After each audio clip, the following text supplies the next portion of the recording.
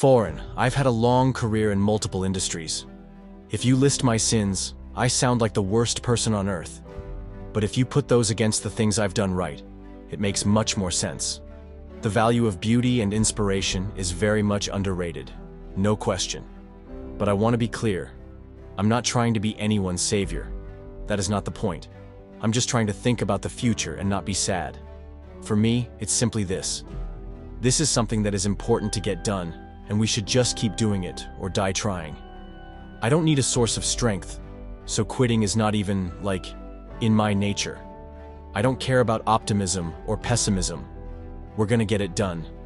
Tesla was under the most relentless short seller attack in the history of the stock market.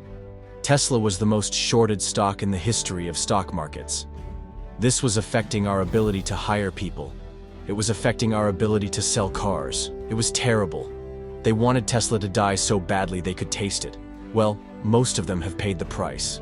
Yes. Where are they now? Work like hell. I mean, you just have to put in 80 to 100-hour weeks every week. All those things improve the odds of success. When people ask me, what can you do to encourage entrepreneurs to start companies? I'm like, if you need encouragement, don't start a company. We basically messed up almost every aspect of the Model 3 production line. From cells to packs to motors, the body line, the paint shop, final assembly, everything. Everything was messed up. I lived in the Fremont and Nevada factories for 3 years fixing that production line, running around like a maniac through every part of that factory. I lived with the team. I slept on the floor so that the team, who was going through a hard time, could see me on the floor. They knew I was not in some ivory tower. Whatever pain they experienced, I had it more. I mean, there wasn't any other way to make it work. Those 3 years, 2017, 2018, and 2019, were 3 years of hell, the longest period of excruciating pain in my life. There wasn't any other way. We barely made it, and we were on the ragged edge of bankruptcy the entire time. Do you feel that this challenge of figuring out the new way of manufacturing gives you an edge now that you've figured out how to do this? At this point, I think I know more about manufacturing than anyone currently alive on Earth. Applause. I can tell you how every damn part in that car is made. I'm not afraid of dying. I think it will come as a relief. So, you may not be able to see the vision of SpaceX come true in your lifetime? Well, I'd like to live long enough to see that. Being at a net worth of roughly $230 billion and being perceived as the richest person. Do you know John Law? I don't know. John Law used to be the richest person on Earth 300 years ago. He was a poker player, a gambler. He was the biggest art collector on Earth. A lot of superlatives. Wow. In the end, he went bankrupt. It's a pretty far fall. Did you ever think about that possibility, that something could go wrong and you could one day lose everything? I mean, there have been many times where I expected to lose everything. Who starts a car company and a rocket company expecting them to succeed? Certainly not me. I thought they both had less than a 10% chance of success. Whatever. I don't care. So many young people from across the globe look up to you. If you have advice for them, what would it be? I think probably they shouldn't want to be me. It sounds better than it is. Okay. Yeah, it's not as much fun being me as you'd think. It could definitely be worse, for sure. Starting a company is really hard. You have to basically prepare to work constantly, from when you wake up to when you go to sleep. You have to be willing to deal with a lot of difficult and thorny problems. You have to be willing to deal with an enormous amount of stress, and you just got to push yourself super hard. I wouldn't recommend it for most people. Try to be useful. Do things that are useful to your fellow human beings, to the world. It's very hard to be useful. Very hard. Are you contributing more than you consume? To try to have a positive net contribution to society. I think that's the thing to aim for, not to try to be sort of a leader just for the sake of being a leader or whatever. A lot of times, the people you want as leaders are the people who don't want to be leaders. So if you live a useful life, that is a good life, a life worth having lived. I would encourage people to use the mental tools of physics and apply them broadly in life. SpaceX, Tesla, Neuralink, The Boring Company, are philanthropy. If you say philanthropy is love of humanity, they are philanthropy. Tesla is accelerating sustainable energy. This is a love of philanthropy. SpaceX is trying to ensure the long-term survival of humanity as a multi-planet species. This is love of humanity. Neuralink is helping to solve brain injuries and existential risk with AI. Love of humanity. The Boring Company is trying to solve traffic, which helps most people, and that also is a community benefit. I encourage people to read a lot of books. Just basically try to ingest as much information as you can. And try to also develop a good general knowledge so you at least have a rough map of the knowledge landscape. Try to learn a little bit about a lot of things because you might not know what you're really interested in. How would you know what you're really interested in if you don't do at least a peripheral exploration of the knowledge landscape? Talk to people from different walks of life, different industries, professions, skills, and occupations. Just try to learn as much as possible. Man's search for meaning. Isn't the whole thing a search for meaning? Yes. We're spending our lives in that search. Like I said, I would encourage people to read broadly in many different subject areas, and then try to find something where there's an overlap between your talents and your interests. Some people may be good at something. They may have skill at a particular thing, but they don't like doing it. So you want to try to find a thing where there's a good combination of what you're inherently good at and what you like doing. When you had that third failure in a row, did you think, I need to pack this in? Never. Why not? I don't ever give up. I mean, I'd have to be dead or completely incapacitated. Essentially, the longer you do anything, the more mistakes you will make cumulatively. If you sum up those mistakes, it will sound like I'm the worst predictor ever. But, for example, for Tesla vehicle growth, I said, I think we're doing 50. And we've done 80%.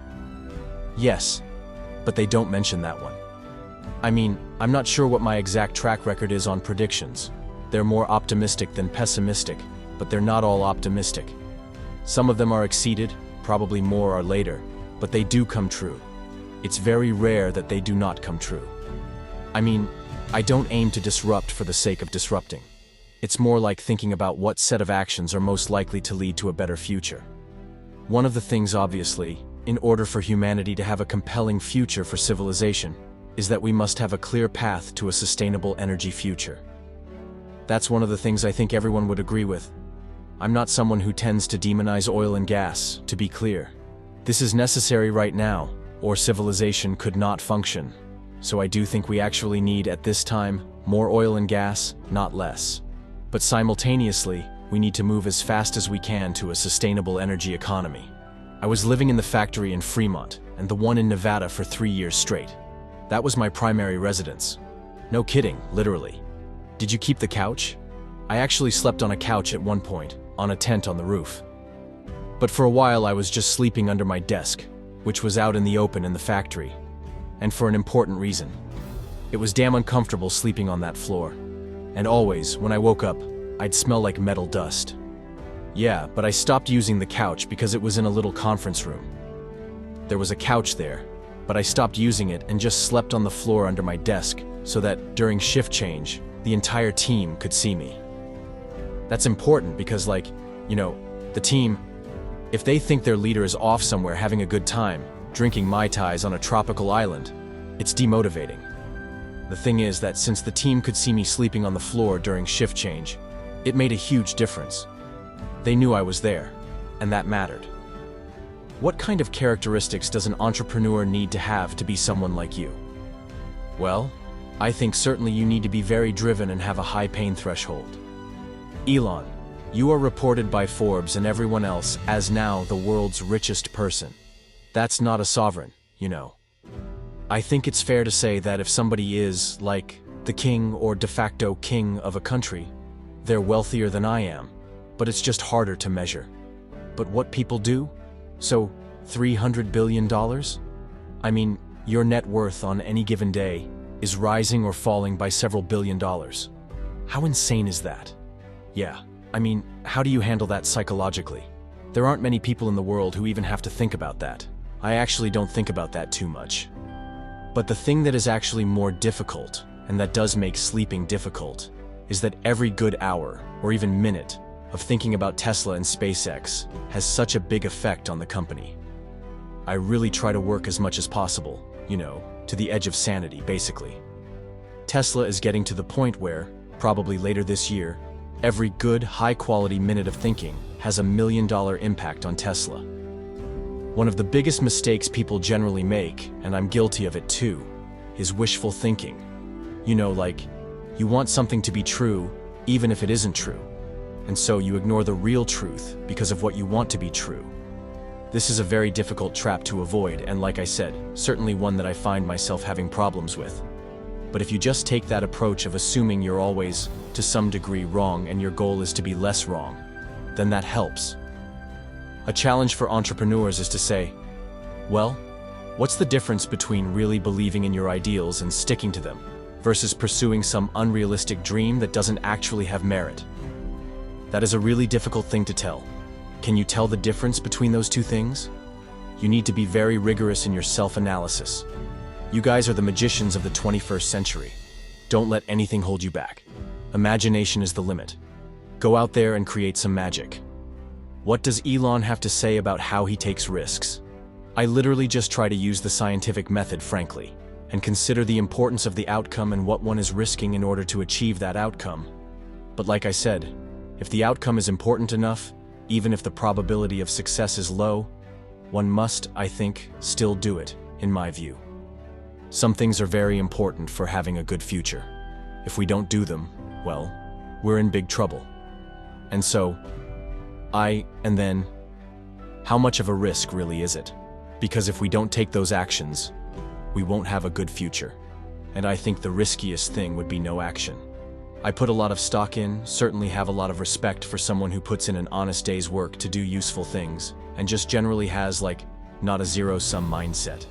Or has more of a grow-the-pie mindset. If you sort of say, when we see people perhaps, including some very smart people, kind of taking an attitude of doing things that seem morally questionable, it's often because they have, at a base, sort of axiomatic level, a zero-sum mindset. And they, without realizing it, don't realize they have a zero-sum mindset, or at least they don't realize it consciously.